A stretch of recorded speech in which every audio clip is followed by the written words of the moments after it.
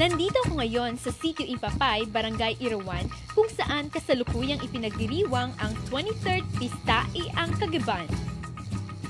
Ang Pistae ang Kagaban o Feast of the Forest ay isang malakihan at taunang pagdiriwang dito sa lungsod ng Puerto Princesa. Layunin ng programang ito na mapangalagaan ang kalikasan, katuwang ang mga mamamayan sa pamamagitan ng sama-samang pagtatanim ng mga punong kahoy. Last week in the house.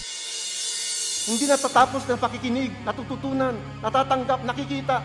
Sabi, put it to practice and the God of peace will be with you. We know that we are children of God.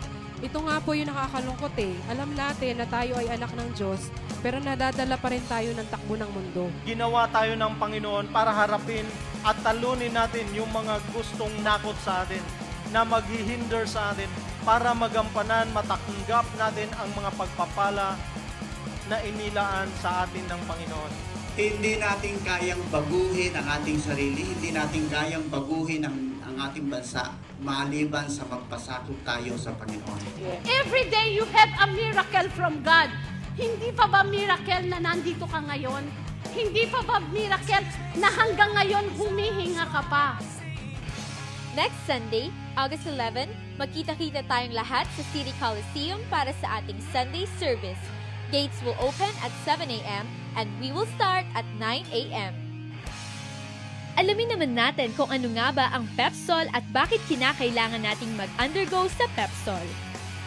Ang Pepsol ay isang pagsasanay para sa lahat ng mga disciples na nais na magkaroon ng mas malalim na pagkakilala sa Panginoon upang sila ay mahubog at masanay para maging kagamit-gamit para sa gawain ng Panginoon. Kinakailangan nating mag-undergo ng Pepsol training upang tayo ay maging buo, sanay at matibay ang loob pagdating ng mga pagsubok sa ating buhay. At dadaloy lamang ang pagpapala ng Panginoon kung ang ating buhay ay maayos.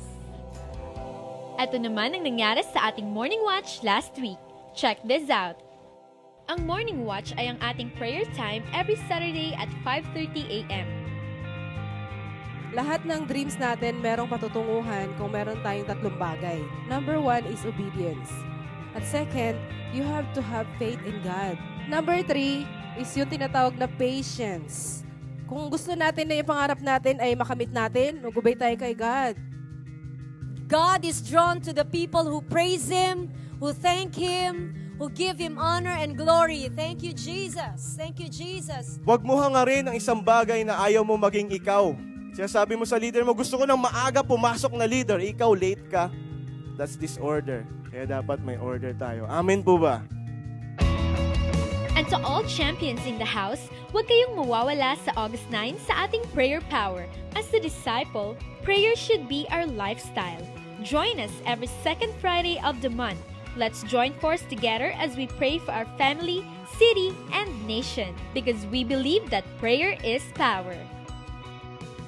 At yan ang ating mga updates for this week. I'm Chester and this is Life News.